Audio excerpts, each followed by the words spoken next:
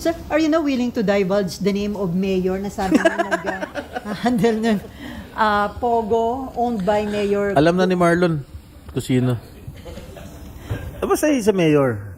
Definitely is not a senator. Pero, sir, Mayor sa North. sino ba tayo yung I just received a very, very reliable information that her partner is a public official. Kasi sabihin ko, mayor ng isang maliit na bayan sa Pangasinan. And according to my bubuit, siya yung nagpapatakbo ng POG operations ng owned by allegedly kay Mayor Alice Go doon mismo sa Bamban. So, sir, ipinapatawag na ba yung mayor na yun? Hindi pa. Pero isasuggest nyo Well, na patawag? if I can get pieces of evidence linking that mayor to the POG operations, then patatawag ko. So, sir, yun incumbent ngayon, yung mayor na yun, na nagpapatakbo ng Pogo ni... Yes. Yan ah. Pero nga, sir, ano ba yung... Before, sir, parang hindi kayo pabor sa total ban ng Pogo. Pero ngayon na nakita nyo yung continuous criminal activities sa mga Pogo. Are you now... Kasi yung stand ko before sa Pogo, sabi ko, dun sa mga accredited na may franchise o accredited ng PAGCOR, okay lang yun. Pero yung mga illegal, yun ang talagang tanggalin. Tsaka dapat, lahat ng mga employees ng mga POG operations, dapat more than 50% Filipinos. Huwag naman parang Chinese lahat. Yun ang stand ko.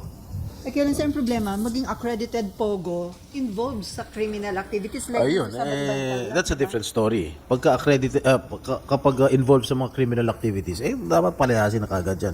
At tanggalan ng mga prangkisa o permits. So, yun lang ang dapat pa. Hindi lahat. Hindi, wag ipagbawal totally. That is my opinion. Kasi, first of all, pagka more than 50% ang employee mo mga Pilipino, syempre, that generates jobs, di ba? Syempre, dati akong chairman ng labor. Syempre, proprotekta natin yung mga Pilipino, no? Kailangan natin bigyan nga ng trabaho. In fact, meron din mga nire-remit ng mga taxes naman yung mga legal na Pogo. Yung mga illegal, yun, siguro hindi nagbabayad ng mga buwis yun. Kaya, for me, kailangan sigurong alisin na yung mga yun. Paano yun, sir? Meron na ngayong tatlong na-file na proposed bill pushing for the banning of Pogo in the country. Well, Will you support that? we'll have to study it further. And, ayun, Nympha. Sir, yung mayor, would you encourage po the DILG or would you call on the DILG para investigahan na rin ito? Kasi ngayon naman, sir, If the DILG asks for his name, then sasabihin ko sa kanila. Ba't kami, sir, Investigate. ayaw na kami sagutin? Hindi mo kay DILG.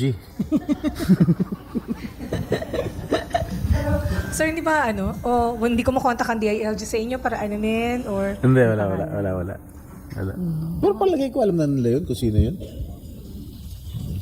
Alam na dapat proactive ang DILG, sir, para hindi na para hindi na makaalis, hindi na makapag-cover up. Well, it's up to the DILG to have their own investigation. Of course, I will not meddle with their investigation. But if they want to ask the name from me, I will divulge the name. Kasi mahirap i-divulge sa media kasi baka i-deny eh. Baka i-deny ka agad eh. Siyempre, i-deny yun. Would you encourage DILG, sir, maging proactive na, magkusa na, mag-imbestiga na? Kasi nga, kung habang nasa position siya, pwede pang ma-cover up, maglinis. I think the DILG is hell-bent in investigating this issue, in this case. So, marami na rin silang ginagawang investigasyon. At hindi palalagpasin ng gobyerno ito dahil this might concern national or security interest, no?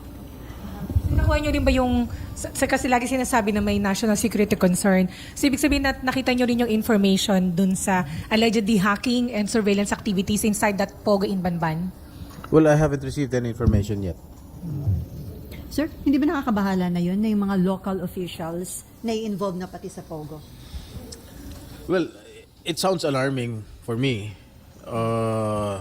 Well, all I can say is to call on all local officials to refrain from involving themselves in the POGO operations. At dahil sinasabi nga na billion of dollars na peso ang involved sa POGO operations, may mga pangamba na baka yung POGO money magamit na rin sa Election. incoming election. Yeah, That's that is possible, a sir. possibility. That is always a possibility. No? Yung mga iba nga, drug money ginagamit sa eleksyon. Yung gambling money ginagamit din sa eleksyon. Baka susunod yung POGO money na gagamitin sa eleksyon. That is also a possibility. At ganun din posibleng nangyari kay Mayor Go o kaya nalagay siya sa Most position. probably. Okay, Myla. Sir, just a follow-up. Would you know, sir, kung kasama sa ini-investigate na ng DILG yung mayor na partner supposedly ni ano? Yung mayor supposedly na partner ni Mayor Go. Would you know kung kasama siya sa Any information about it?